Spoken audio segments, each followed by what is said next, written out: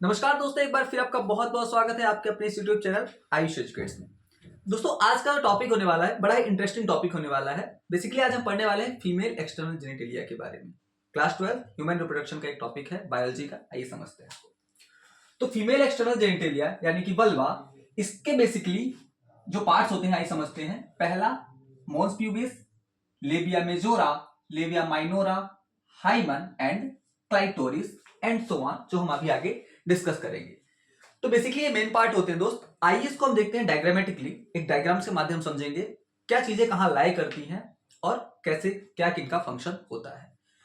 तो अगर हम बात करें मॉन्स प्यूबिस की, तो मॉन्स प्यूबिस दोस्त ये बेसिकली लाई कहां करता है, आप समझिएगा कि जो पेल्विक रीजन होता है आपका, ठीक है, पेल्विक रीजन में बेसिकली ये आपको देखने को मिलता है।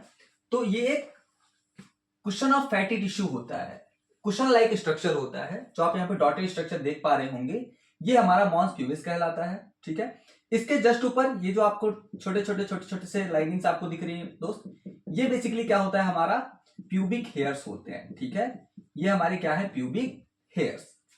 अब अगर बात करें तो अगला क्या आता है हमारा, लेबिया मेजोरा। ठीक है, ये हमारा लेबिया मेजोरा, लेबिया मतलब लिप लाइक स्ट्रक्चर। ठीक है, तो लेबिया मेजोरा हमारा आउटर स्ट्रक्चर होता है। हमारे फीमेल एक्सटर्नल जेनिटेलिया का आउटर स्ट्रक्चर क्या होता है, हमारा लेबिया मेजोरा। इसी तरह एक लिप लाइक स्ट्रक्चर अंदर भी होता है, अंदर के पार्ट में, जिसको हम क्या बोलते हैं, इंटरनल स्ट्रक्चर को हम क्या बोलते हैं दोस्त, लेबिया माइनोरा। अब जरा समझना, यहां पे आपको दो डॉटेड पॉइंट्स दिख रहे होंगे, ये रेड कलर से डॉटेड पॉइंट्स दिख रहे हैं, इन्हें हम स्केने ग्लैंड या पैरायूरेथ्रल ग्लैंड कहते हैं। ठीक है, मेल्स के केस में अगर बात करें तो ये होमोलॉगस होते हैं, किसके, प्रोस्टेट ग्लैंड के। इनका काम क्या होता है, म्यूकस रिलीज करना। इनका काम क्या होता है, दे रिलीजेस म्यूकस। ठीक है, अब क्लाइटोरिस की अगर बात करें तो clitoris tiny finger like projection होता है। अगर आप इमेजिन करना चाहें तो लाइक दिस, ऐसा इसका जो आउटर प्रोजेक्शन होता है वो कुछ ऐसा दिखाई देता है दोस्त। इसको बोलते हैं क्या, क्लाइटोरिस। और ये किसके होमोलोगस होता है, मेल्स में अगर बात करें तो ये किसके होमोलोगस होता है आपके, बेसिकली क्लाइटोरिस की बात करें तो क्लाइटोरिस मेल्स में ग्लांस पेनिस, किसके, ग्लांस पेनिस, ये ग्लांस पेनिस की होमोलोगस होता है। और ये बेसिकली सेक्सुअल इंटरकोर्स के दौरान, जैसे कि मेल्स में अगर ग्लांस पेनिस हमें सेंसेशन फील कराता है, उसी तरह से फीमेल्स में क्लाइटोरिस जो है वो सेक्सुअल सेंसेशन को फील करने में हेल्प करता है। ठीक है, आगे हमारा आता है दोस्त यूरेथ्रल ओपनिंग, यूरेथ्रा। ठीक है, तो बेसिकली यूरेथ्रल ओपनिंग होता है, यूरेथ्रा, जहां से यूरिन पास करते हैं। ठीक है, फीमेल्स के केस में। आगे आपके दो ग्लैंड्स और आपको दिखाई दे रहे होंगे, दो रेड कलर से बड़े डॉटेड डॉट्स, इनको हम बार्थोलिन ग्लैंड बोलते हैं। इनसे एक सिक्रीशन रिलीज होता है ड्यूरिंग सेक्सुअल इंटरकोर्स, जिसको हम सेटिस्फैक्टरी सिक्रीशन भी कहते हैं। ठीक है, और बार्थोलिन ग्लैंड्स जो दोस्त होता है हमारा, बार्थोलिन ग्लैंड हमारे बल्बो वेस्टिबुलर ग्लैंड के नाम से भी जाना जाता है। इसको हम बल्बो वेस्टिबुलर ग्लैंड भी कहते हैं। मेल्स में ये किसके होमोलोगस होता है, बल्बो यूरेथ्रल ग्लैंड। ठीक है, ये किसके होमोलोगस होता है, बल्बो यूरेथ्रल ग्लैंड, ये बल्बो यूरेथ्रल ग्लैंड के होमोलोगस होता है। ठीक है, आगे ध्यान दीजिएगा। अब ये जो आपको सर्कुलर सा स्ट्रक्चर दिखाई दे रहा है दोस्त, ये होता है हमारा वजाइनल ऑरिफिस। ऑरिफिस मतलब ओपनिंग, ऑरिफिस मतलब ओपनिंग। तो जो ये वजाइनल ऑरिफिस होता है दोस्त, यहां पे समझना, कई बार बच्चे कंफ्यूज होते हैं कि वजाइनल ऑरिफिस या वजाइना। तो ध्यान देना कि वल्वा में वजाइना नहीं होता दोस्त, वजाइनल ओरिफिस, यानी कि एक्सटर्नल जेनिटेलिया की बात कर रहे हैं हम बाहर से देखने में हमें क्या चीज दिखाई देती है, तो हमें केवल वजाइनल ओरिफिस यानी कि वजाइनल ओपनिंग दिखाई देती है, ना कि वजाइना।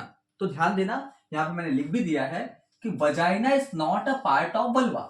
वजाइना वल्वा का पार्ट नहीं है, केवल वजाइनल ओरिफिस जो है वो हमारे वल्वा का पार्ट होता है। ठीक है, तो वजाइना और वजाइनल ओरिफिस में आप डिफरेंस ध्यान रखना कि वल्वा का पार्ट वजाइनल ओरिफिस होता है, ना कि वजाइना। ठीक है, आगे ध्यान दीजिएगा, बहुत इंपॉर्टेंट जो टर्म है हाइमन, जिसके बारे में हम समझने वाले हैं पार्ट के बारे में। जिसमें नीट में कई बार क्वेश्चन यहाँ से आए हो, तो अपना पूरा फोकस यहाँ दीजिएगा, ठीक है।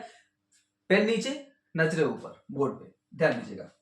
Hymen, hymen, torn off hymen is due to using vaginal tampons, ठीक है, cycling, horse riding, jumping, running, etc.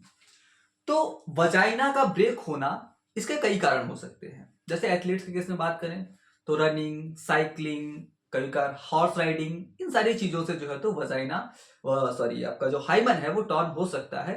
It doesn't mean कि ये रिलायबल इंडिकेटर है लॉस ऑफ वर्जिनिटी का।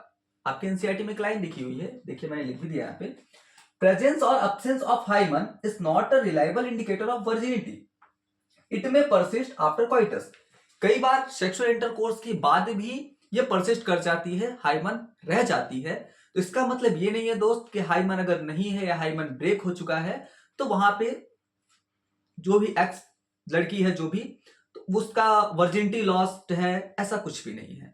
तो ऑर्थोडॉक्स मेंटेलिटी से बचे। आप सभी 21वीं शताब्दी में आ चुके हैं, तो आपको इस चीज का नॉलेज होना चाहिए कि हाइमन होना ही केवल इस चीज का इंडिकेटर नहीं है कि लड़की बहुत कैरेक्टर वाली है या कैरेक्टर लेस है। अगर नहीं है तो ऐसे किसी को जज हम नहीं कर सकते। हमारे एनसीईआरटी में लाइन भी लिखी है, loss of virginity is not a reliable indicator of,